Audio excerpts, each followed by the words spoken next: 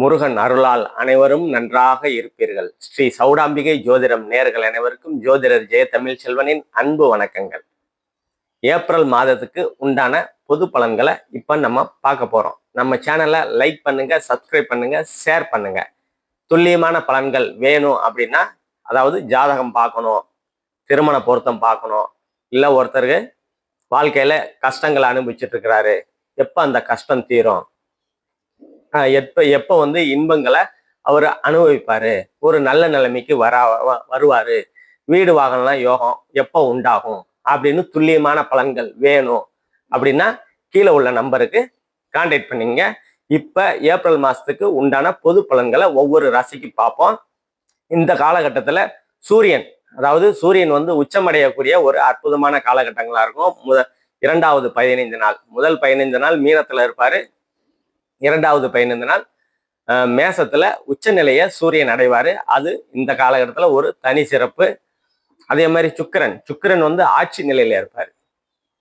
ரிஷப வீடு, துலாம் வீடு அவருக்கு ஆட்சி வீடு. இப்ப ரிஷப வீட்டுல சுக்கிரன் ஆட்சியா இருப்பாரு. ஒரு 10 நாள் 20 நாள் வந்து மேச ராசியில இருப்பாரு. செவ்வாயோட மேச ராசியில இருப்பாரு, சூரியனோட இணைந்தும் இருப்பாரு. அதே மாதிரி புதன் வந்து இந்த காலகட்டத்துல நீச்ச நிலைய அடைவாரு. ஒரு 20 நாள், கிட்டத்தட்ட ஒரு 20 நாள் வந்து நீச்ச நிலையில இருப்பாரு. ஒரு 10 நாள் வந்து ராகு கூட இணைஞ்சு கும்பத்துல இருப்பாரு. 10 நாள் கும்பத்திலையும் 20 நாள் மீனத்துல புதன் நீச்ச நிலைமையில இருப்பாரு. அதே மாதிரி சனி செவ்வாய் மீனத்துல இருப்பாங்க. 30 நாளும் சனி செவ்வாய் மீனத்துல தான் இருப்பாங்க. அதே மாதிரி குரு பகவான் வந்து மிதுன ராசியில இருப்பாரு. கேது பகவான் வந்து சிம்ம ராசியில இருப்பாரு. இந்த மாதம் முதல்லயே வந்து 2ஆம் தேதி பௌர்ணமி வந்து இந்த பௌர்ணமியிலேயே வந்து ஆரம்பிக்குது. இப்போ ஒவ்வொரு ராசிக்கும் உண்டான பொது பலன்களை பார்ப்போம். மீனராசி நேயர்கள் அனைவருக்கும் வணக்கம். மீனராசியோட ராசி நாயகன் குரு உங்க 4ஆம் இடத்துல இருக்கிறாரு. உங்க ராசி ஆல்ரெடி வந்து ஜென்ம சனியில இருக்கிறீங்க. என்னதான் இருந்தாலும் சனி இருந்தா ஒரு விதமான சோம்பல், சுறுசுறுப்பு இல்லாத தன்மை அப்படின்ற மாதிரி அமைப்புகள் இருக்கும். ஒரு வேலையை தள்ளி போடக்கூடிய அமைப்புகள் கண்டிப்பா இருக்கும். ஆனா இந்த உங்க ராசியில பத்தாக்குறைக்கு செவ்வாயும் வந்துட்டாரு. கோபங்கள் ஜாஸ்தியா வரக்கூடிய தன்மைகள்லாம் உங்களுக்கு இருக்கும், சுறுசுறுப்பு இருக்கும். ஆனா செவ்வாய் இருக்கிறதுனால கொஞ்சம் ஆக்டிவா இருக்க வைப்பாரு. ஆனா அது வந்து கோவத்தனம், முரட்டுத்தனம் அப்படின்ற மாதிரி செவ்வாய்க்கு உண்டான குணங்கள்லாம் கொஞ்சம் வெளிப்படத்தான் செய்யும். அதை வந்து கவனமா கையாளுங்க. கோபம் வரும், பிடிவாதமும் இருக்கும். ஏன்னா கோபம்ங்கிறது செவ்வாயோட குணம், பிடிவாதங்கிறது சனியோட குணம். அந்த கோபம் பிடிவாதம் வந்து கொஞ்சம் பார்த்து கவனமா கையாள்றது உங்களுக்கு இந்த மாதத்துல ஒரு ஏற்றத்தை கொடுக்கக்கூடிய மாதமாக இருக்கும். உங்களுக்கு இரண்டாம் இடத்துல உங்க சூரியன் உச்சமாகிறாரு உங்க 2ஆம் இடத்துல. அதே மாதிரி சுக்கிரனோடையும் சேர்றாரு. ஒரு 20 நாள் சுக்கிரனும் உங்க 2ஆம் இடத்துல இருக்குது. தனம், குடும்பம், வாக்குஸ்தானம்னு சொல்லுவோம்.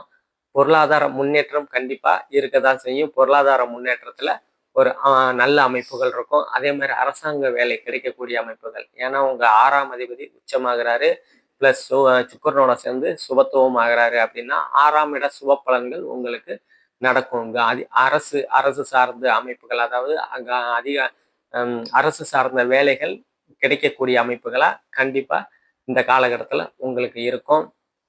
அதே மாதிரி மூன்றாம் இடம் வந்து சுக்கிரன் வந்து 3ஆம் அதிபதியாகி 3ஆம் இடத்திலேயே இருக்கிறதுனால இளைய சகோதரின் மூலியமா அனுகூலங்கள், ஆதாயங்கள் இருக்கும்.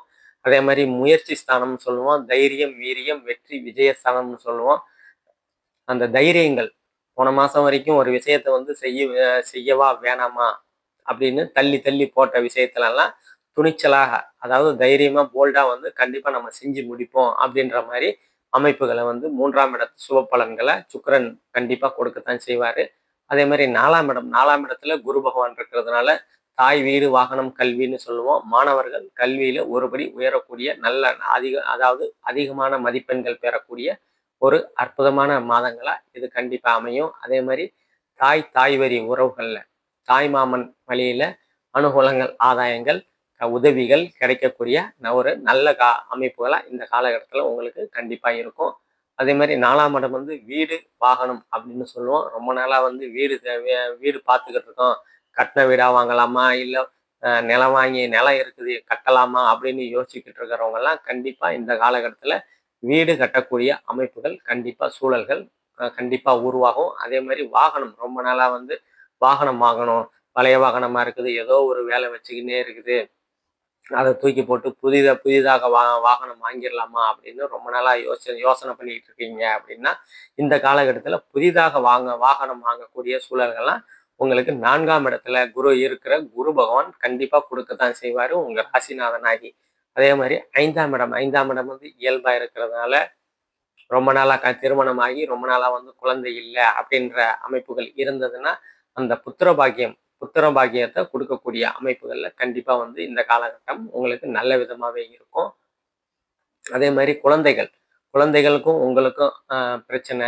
அதாவது 50 வயசுக்கு மேல இருக்கிறவங்க குழந்தைகள் வந்து உங்களை பார்த்துக்க மாட்டேன்றாங்க, இல்ல நம்ம பேச்ச கேட்க மாட்டேன்றாங்க, இது படின்னு சொல்றோம், இல்ல நமக்கு வந்து ஏதோ ஒரு உதவிகள் செய்ய மாட்டேன்றாங்க அப்படின்ற அதாவது நம்மளை கண்டுக்க மாட்டேன்றாங்க அப்படின்ற மாதிரி அமைப்புகள் இருந்ததுன்னா அதெல்லாம் சரியாகக்கூடிய சூழல்கள் இந்த காலகட்டத்துல கண்டிப்பா உங்களுக்கு உருவாகும். அதே மாதிரி அரசாங்க வேலைகள் உருவாகக்கூடிய தன்மைகள் இந்த காலகட்டத்துல கண்டிப்பா உண்டு. அதே மாதிரி 7ஆம் இடத்துல வந்து சனி செவ்வாய் 2 பாவர்கள் பார்க்கறதுனால கணவன் மனைவி கிட்ட கொஞ்சம் விட்டு கொடுத்து போறது கொஞ்சம் ரொம்ப நல்லது. கணவன் மனைவி கிட்ட சிறு சிறு கருத்து வேறுபாடுகள் வரும். அதே மாதிரி 7ஆம் இடம் வந்து நண்பர்களையும் குறிக்கும். நண்பர்கள்கிட்டையும் கொஞ்சம் கருத்து வேறுபாடுகள் இருக்கும். அதெல்லாம் செவ்வாய் சனி உங்க ராசியை விட்டு, அதாவது உங்க ராசியிலேயே இருக்கிறதுனால வரக்கூடிய பிரச்சனைகள் அதெல்லாம் படிப்படியா உங்களுக்கு சரியாகும். அது ஜனனகால ஜாதகத்துல உங்களோட டேட்டு டைமு பிளேஸ் இந்த 3ம் தெரிஞ்சதுன்னா உங்களோட யோக தசை நடக்குதா இல்ல அவயோக தசை நடக்குதா, உங்க சந்திரன் எந்த நிலையில இருக்கிறாரு, எந்த திதியில, அதாவது தேய்பிறை அஷ்டமி வரைக்கும் ஓரளவு பரவாயில்லை அப்படின்னு சொல்லலாம். அதே மாதிரி வளர்பிறையில பஞ்சமி திதிக்கு மேல பரவாயில்லைன்னு சொல்லலாம். அந்த மாதிரி அமைப்புகள் இருந்தா இந்த ஜென்ம சனியில பாதிப்புகள் ஜாஸ்தியா இருக்காது, அதிகமா இருக்காது அப்படின்னு நம்ம சொல்லலாம். உங்களோட என்னதான் இருந்தாலும் உங்களோட 8ஆம் இடத்துக்கு குரு பார்வை இருக்கிறதுனால 8ஆம் இடம் வந்து திடீர் அதிர்ஷ்டம் பணவரவு தனவரவுன்னு சொல்லுவாங்க. அதே மாதிரி பயணங்களையும் குறிக்கும் தான். பயணங்கள் மூலியமா அனுகூலங்கள் ஆதாயங்கள் உங்களுக்கு நல்ல விதமா இருக்கும். பிறந்த ஊரை விட்டு கொஞ்சம் 400-500 கிலோமீட்டர் தள்ளி வேலை கிடைக்கக்கூடிய அமைப்புகள் உங்களுக்கு கண்டிப்பா இந்த காலகட்டத்துல உருவாகும். அதே மாதிரி உங்களோட 9ஆம் இடத்தை சுக்கிரன் கடைசி 10 நாள் உங்களோட 9ஆம் இடத்தை பார்ப்பாரு. 9ஆம் இடத்தை பார்க்கும்போது தந்தை ஸ்தானம் பாக்கியஸ்தானம்னு சொல்லுவோம். தந்தையால் அனுகூலங்கள் ஆதாயங்கள் உங்களுக்கு கண்டிப்பா இந்த காலகட்டத்துல கிடைக்கதான் செய்யும். தந்தை வழி உறவுகள் மூலியமா உங்களுக்கு நல்ல ஒரு செய்தி, உங்களுக்கு உதவிகள், தந்தை வழி உறவுகள் மூலியமா உதவிகள்லாம் கிடைக்கக்கூடிய ஒரு நல்ல அமைப்புகள் கண்டிப்பா இந்த காலகட்டத்துல இருக்குது. அதே மாதிரி 10ஆம் இடத்துக்கு குரு பார்வை இருக்கிறதுனால தொழில்கள்ல ஒரு முன்னேற்றம் அடையக்கூடிய அமைப்புகள்லாம் இந்த காலகட்டத்துல உங்களுக்கு நல்ல விதமா இருக்குது.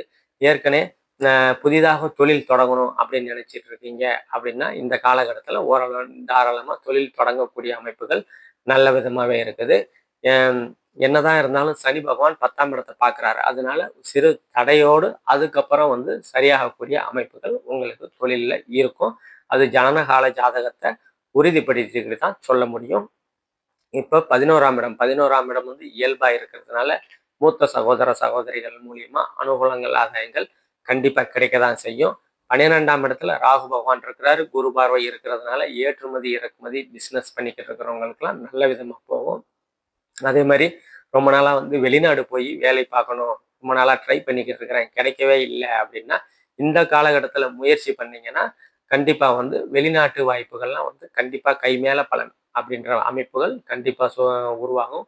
இப்ப நம்ம சொன்னது எல்லாமே பொது பலன்கள் தான். துல்லியமான பலன்கள் வேணும் அப்படின்னா உங்களோட தசாபுக்தி அமைப்புகளை கணிச்சு துல்லியமா சொல்லலாம். துல்லியமான பலன்கள் வேணும் அப்படின்னா கீழே உள்ள நம்பரை கான்டாக்ட் பண்ணீங்க. நன்றி, வணக்கம்.